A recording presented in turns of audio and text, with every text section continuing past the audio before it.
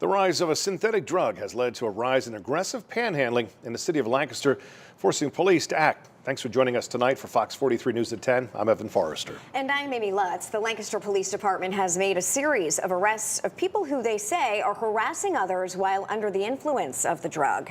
Fox 43's James Corrigan joins us now with the details on the arrests and why authorities say these issues are causing an unnecessary strain on first responders. James. Well, Amy, yesterday the Lancaster Bureau of Police announced 19 arrests on individuals taking part in what they call aggressive panhandling. 5 of those directly in response to the department's recent crackdown. The department had sounded the alarm bells a few days earlier about the rise in this, which has coincided in a rise in a drug that's been causing problems for law enforcement.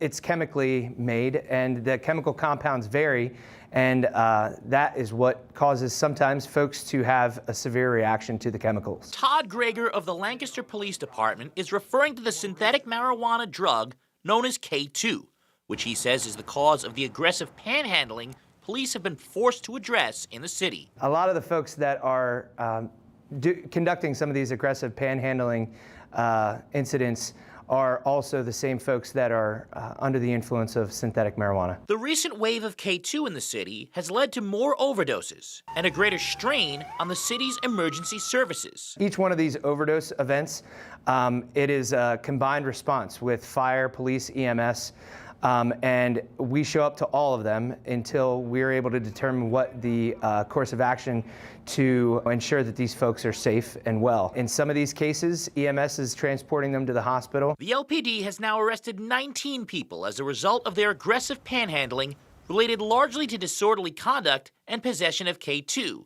Greger says the priority for the department is to help those under the influence of drugs. Addiction can be a very difficult thing for some folks to navigate through, and there's a lot of things that make that complex.